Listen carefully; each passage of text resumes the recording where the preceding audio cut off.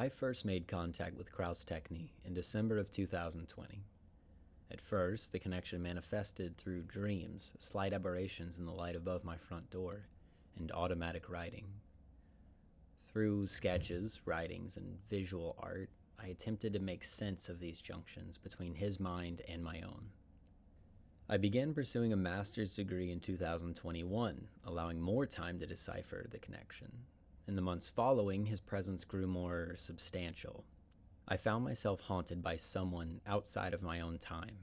By May of 2024, employing Kraus's messages, schematics, and even physical objects sent through time or space, I am finally prepared to let the world into what I've discovered. At the beginning of my degree, I began creating sculptures revolving around interaction, with the final pieces existing as still photos and solid, immovable objects. The art machine, implementing the language of speculative design inspired by Dune and Rabi, the artist or viewer could stick the body part of their choice into the box, allowing for a physical manifestation of an idea. Then transfer these ideas into the gallery space via the ramp. I strive to produce the illusion of a machine that visualized the artist's mind in action, transmuting thought into reality.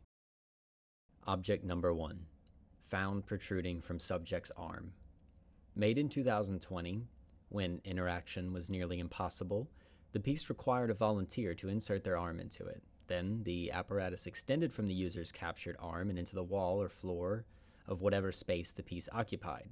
The idea was not limited to interaction, but being aware of the impact one might have on their surroundings. Inspired by the way Joseph Cornell asked the viewer to alter his shadow boxes and invited them into the piece to become aware of their place in time and space. In object number 1, the sculpted forms made of plastic pointed to consumerism, and when touched, shed onto the gallery floor, creating an awareness in the viewer of their place and impact on their surroundings. These works of fiction and of alternate realities bring attention to problems people wouldn't be able to fix otherwise. It does not matter whether these art objects can actually solve the problem it was created to resolve. The important function is that it brings attention to a problem mankind needed to fix. The role of the prop maker, whether it be through movies, photography, sculpture, or design, is to bring the expanse of what could be to the viewer. The speculative prop designer needs to be skilled at triggering an imaginative response. This is a quote from Speculative Everything from 2013. In 2021, a year into my graduate degree, I took a year off from my MFA journey, traveled back to Louisiana, and decided to transform a school bus into a domicile for me and my wife. 10 months in, we discovered that 1 year wasn't enough time to build a functioning mobile home, so we got as close as we could, ran out of time, and sold it. I found this event in my life a distinct failure, but this process made me reflect on how my home and family had been uprooted and replanted many times, creating disjointed memories that I always looked down on. I was always angry that I had no friends from childhood or no sentimental locations where I grew up. Still, once arriving back at the University of Florida, I realized that in my life, being stagnant led to the death of creativity. If life was a collage of experiences and making art is the outpouring of this, I should be grateful for the whirlwind I've been on. This led me to discover the concept of bricolage in the writings of Christopher Johnson. Revisiting this building process, I realized the importance of reusing material. This bus transforming into a mobile home was just the start. The countertops were cypress, which had been harvested by my wife's grandfather and was given to me by my in-laws. The furniture, cabinets, and everything but the floor and 2x4s were either purchased from second-hand stores or from friends who wanted to help. The project was infused with memories, meaning, and experiences baked into the walls. During that year, bricolage began to reveal itself and quickly merged into my art practice, helping me uncover the deeper meaning of why Kraus would choose me over anyone else. Who was Kraus, and why would he have me do these things? That was the question I set out to discover. Fast forward to 2024, and the ideas of speculative design, interaction, and bricolage take formation not only in sculpture, but also in narrative video work, performative objects, and an emphasis on a speculative future. Over the years, I found there to be a problem with connecting. While we are breathing, a war wages between our hearts and our minds. The mind waves the flag of complex human existence, and the heart waves the perpetual cycle of self-discovery and destruction. Like the average human, the artist desires connection, yet can intentionally distance themselves. This research grapples with the paradoxical impact of advanced technology, acting as both a shield and a barrier to genuine human interaction.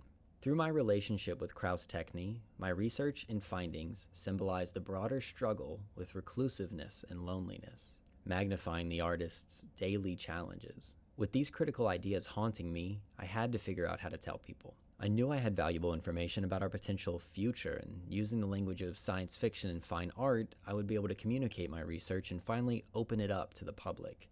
Using the techniques of master storytellers in the visual arts, my displays reference artists such as Matthew Barney and Tom Sachs. When speaking about research, I utilize the ideas from David Blair and the Museum of Jurassic Technology.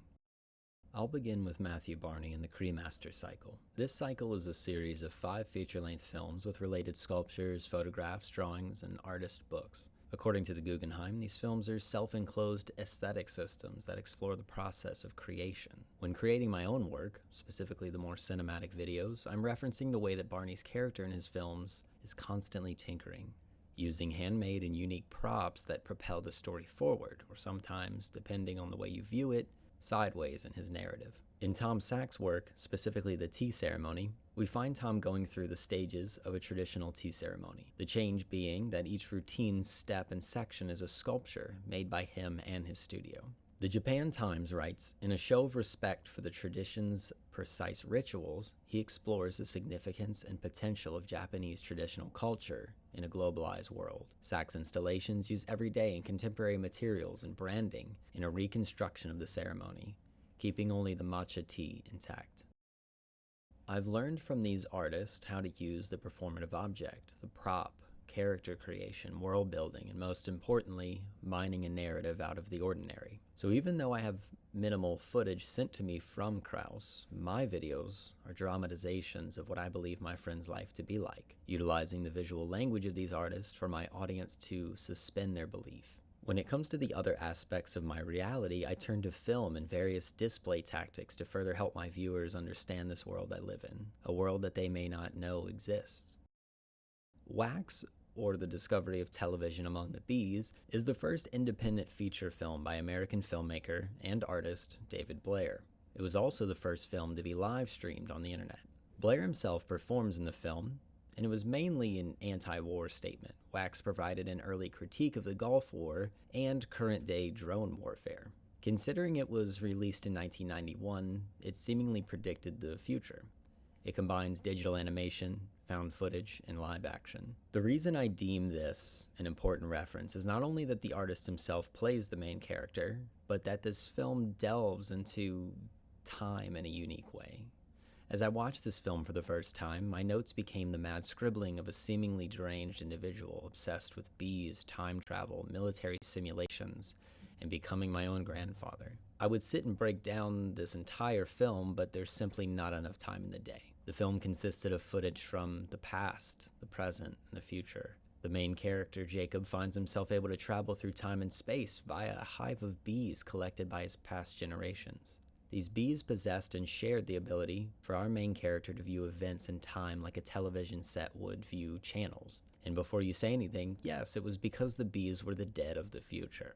In my research, I've discovered that Krauss exists in a time outside of our own. My installations and videos exist to view these events of our society's potential future. This leads me to my final reference point, the Museum of Jurassic Technology. The museum, located in Los Angeles, California, was founded by David Hildebrand Wilson and Diana Drake Wilson in 1988. It calls itself an educational institution dedicated to the advancement of knowledge and the public appreciation of the Lower Jurassic. The relevance of the term Lower Jurassic is primarily left uncertain and unexplained. The museum's collection includes a mixture of artistic, scientific, ethnographic, and historical items, as well as some unclassifiable exhibit. The diversity evokes the cabinets of curiosities that were the 16th century predecessors of modern natural history museums. The factual claims of many of the museum's exhibits strain credibility, provoking various interpretations. In the book Museums in Memory, Susan A. Crane writes about an experience in one of these exhibits. The Museum of Jurassic Technology confounded me and intimated that there might be room for new pleasure in the museum. Being confounded is intimidating as a scholar. I felt the bounds of My professional knowledge were being tested. As a museum goer, I felt vastly uncertain whether following all the usual cues, like reading the text accompanying the exhibits, following the organization of exhibits, paying attention to what was lit, any of those would result in the usual satisfaction or the stupor. Instead, I became more and more uncertain, lost in a Borgesian labyrinth, which parts were real, and which parts only seemed so due to my ignorance. I could believe that there were research about bats that had eluded my knowledge, but when I came to the Sonnabend and Delany halls, it seemed to me that the gaps between my knowledge and the information I was confronting should not have been so great, and I began to have disturbing, fascinating intimations of mendacity. It is an exhibit about memory, or rather about forgetting. Reality and fiction merge and throw the viewer into an experience of questioning what they know. When displaying my installations, I plan on allowing the viewer into my own world of research via my field station. Gallery goers will be invited into the space where I communicate with Krauss. This is the landing point where my reality and everyone else collide. Much like Mr. Wilson's museum, the exhibits are authentic. The content may not be something you remember or have ever learned about, but it is my reality. Krauss has been reaching out for years, inviting me to find him by moving through my art and my writing.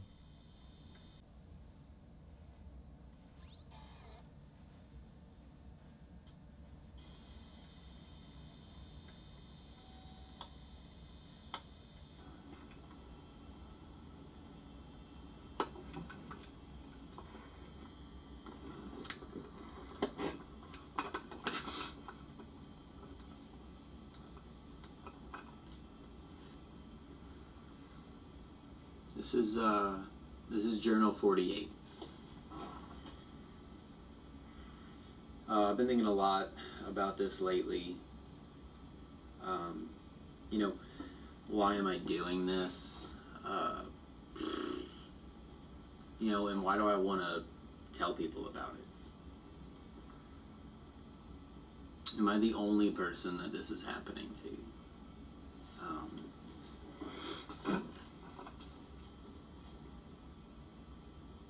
You know, perhaps maybe others are experiencing something similar, but, you know, refuse to listen. Maybe there is no art, but only communications from another time. Like another place, another time, and another place. You know, what if a hand is guiding our own hand? And we call ourselves artists when we make work, and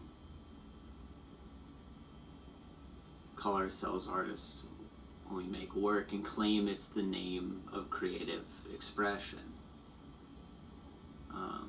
Maybe the reality is that the art we make is less creation and more of a way of like connecting to this world, a way of connecting to like other people. Maybe our future selves are pleading that we push past the screens and connect to those around us. I mean, what do I know? I'm the one talking to a camera instead of saying this out loud, so. Anyway, just another hypocrite.